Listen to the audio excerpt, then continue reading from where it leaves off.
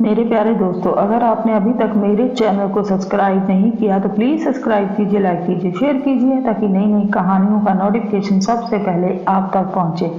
तो प्लीज़ मेरे प्यारे दोस्तों सपोर्ट कीजिए। चलिए शुरू करते हैं आज की कहानी। आज भी बीरा के माँ बाप को भजन सिंह चेताने आए थे। तुम अपनी बेटी को संभाल कर रखो, नहीं तो मैं उसके हाथ पैर तोड़ दूंगा।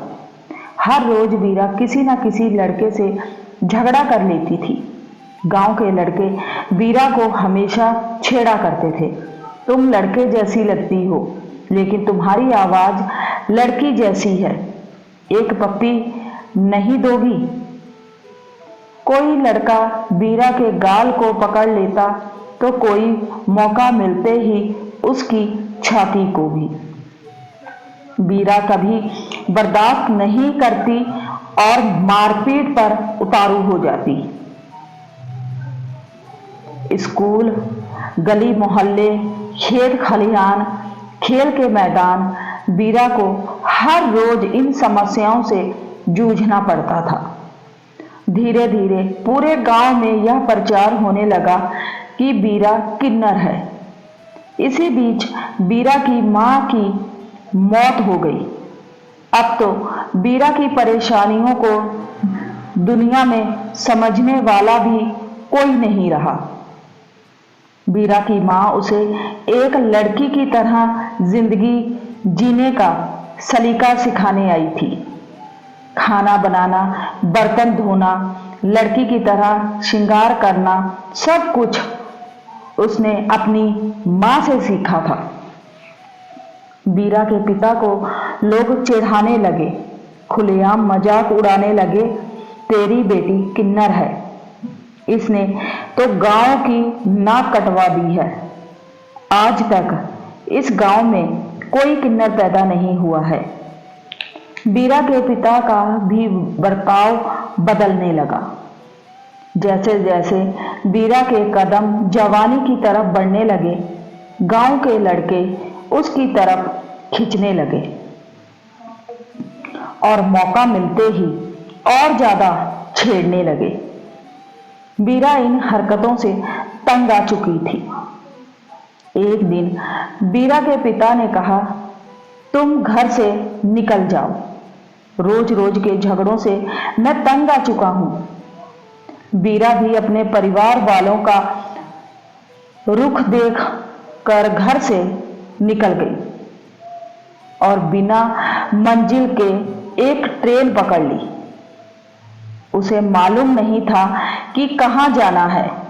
बीरा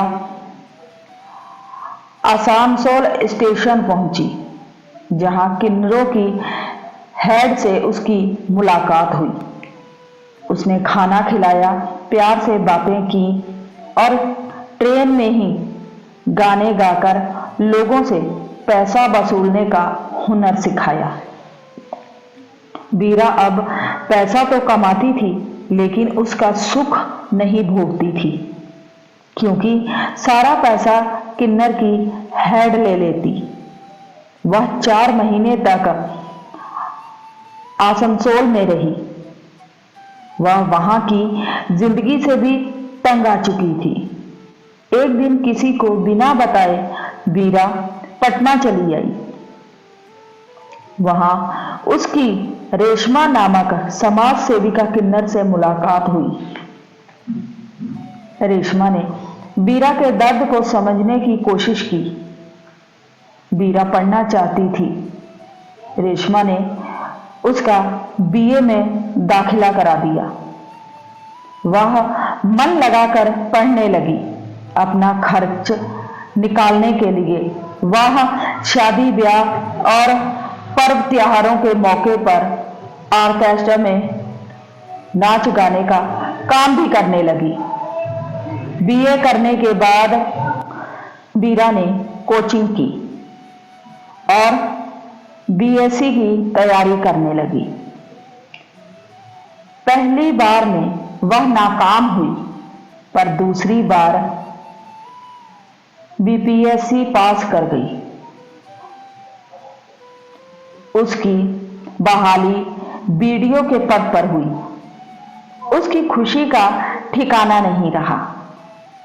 उसने अपने साथियों को जमकर पार्टी दी।